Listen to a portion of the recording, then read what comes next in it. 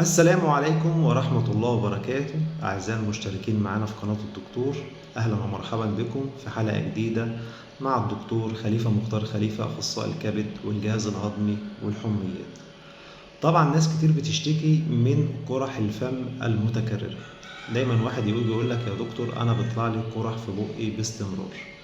قرح الفم المتكررة أو الأفسس ألسر أو القرح القلعية، فهي قرح مزمنة ومتكررة موجودة في الفم، لها أسباب كتير طبعا القرح ديت لو قرح صغيرة ما بتطولش، بتروح على طول، مش سايبة أثر كبير، دي قرح عادية ومفيش مشكلة منها خالص.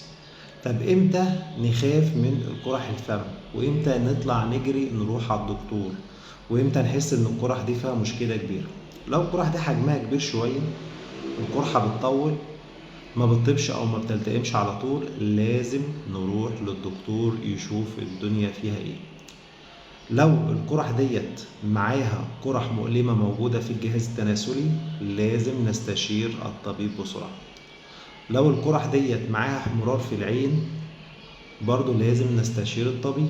لو القرح دي معاها احمرار والتهاب في المفاصل، نطلع نجري على الطبيب على طول. لو القرح ديت معاها انيميا متكررة ومعاها نقص في الصفائح الدموية، نبدأ نخاف ونستشير الطبيب المعالج.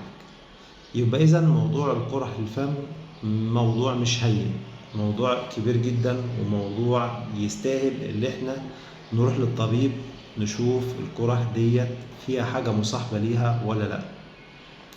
برضو القرح ديت لو معاها آلام متكررة في البطن وأعراض تشبه القولون العصبي، ومعاها إسهال مزمن ما بيروحش خالص، معاها براز مدمم، برضو الأفضل إن احنا نستشير الطبيب. طبعا في قرح عادية بسيطة زي ما احنا قلنا في أول الفيديو، بتبقى جاية مثلا لو واحد عنده التهابات متكررة في اللوز، ممكن تعمل لنا قرح في الفم. لو واحد مثلا عنده التهاب مزمن في الجيوب الأنفية، ممكن تعمل لنا قرح في الفم بسيطة. لو واحد مثلا عنده ضغوط عصبية أو في توتر باستمرار، ممكن تضع لنا قرح بسيطة في الفم. مدخن برضو ممكن تعمل لنا قرح في الفم. واحد عنده مشكلة في الأسنان، مشكلة الأسنان ديت بيجي ياكل بيخبط في اللثة أو في اللسان شوية، فممكن تعمل لنا قرح مزمنة في اللثة وفي اللسان.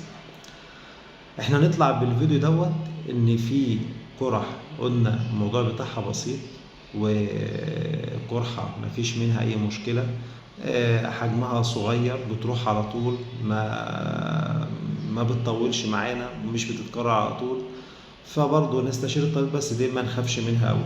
أما لو القرح ديت قرح كبيرة وحجمها كبير، معاها الأعراض اللي احنا قلنا عليها دي كلها، اللي احنا قلنا عليها من شوية، أو لو القرحة موجودة ومش مؤلمة وواسعة وكبيرة، برضه لازم نستدعي الطبيب.